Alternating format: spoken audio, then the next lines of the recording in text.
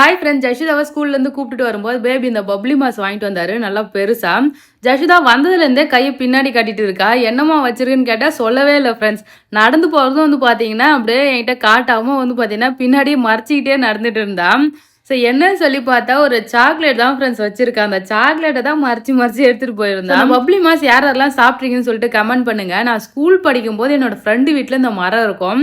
எங்கள் ஸ்கூல் பின்னாடியே தான் அவங்க வீடுமே இருக்கும் ஃப்ரெண்ட்ஸ். நாங்கள் பிரேக் டைம்லாம் பார்த்தீங்கன்னா போயிட்டு இந்த பழம் பறிச்சு சாப்பிடுவோம். சூப்பராக இருக்கும். அதுக்கப்புறம் மேக்ஸிமம் இந்த பழம்லாம் பார்த்தீங்கன்னா எனக்கு கிடைக்கவே இல்லை. இப்போ பேபி பார்த்தீங்கன்னா வாங்கிட்டு வந்திருந்தாரு. இது தோல் பார்த்தீங்கன்னா நல்லா மொத்தமாக இருக்கும். பஞ்சு மாதிரி தான் ஃப்ரெண்ட்ஸ் இருக்குங்க பாருங்க. இந்த சொலை நல்லா பிங்க் கலராக இருக்கும். இது பார்த்தீங்கன்னா ஒரு லைட் பிங்க் கலராக தான் இருக்கு. இது பழுத்துருச்சா என்னன்னு சரியா தெரியல. ஸோ இதோட டேஸ்ட் பார்த்தீங்கன்னா கொஞ்சம் புளிப்பு, இனிப்பு, கசப்புன்ட்டு எல்லா மாதிரியும் பார்த்தீங்கன்னா இருந்தது ஃப்ரெண்ட்ஸ். இந்த பழம் உங்களுக்கு பிடிக்குமா, சாப்பிட்றீங்களான்னு சொல்லிட்டு கமெண்ட் பண்ணுங்க. யார் வீட்டில் இந்த மரம் இருக்கு சொல்லுங்க ஃப்ரெண்ட்ஸ். அதுக்கப்புறம் இந்த கனகாம்பரம் பூனையத்தை வாங்கிட்டு வந்தது அழகாக கட்டியிருந்தேன். ஸோ அதையுமே பார்த்தீங்கன்னா தலையில் வச்சுட்டேன். எப்படி இருக்குன்னு சொல்லிட்டு சொல்லுங்க ஃப்ரெண்ட்ஸ். அவ்வளோதான். டாட்டா பாய்.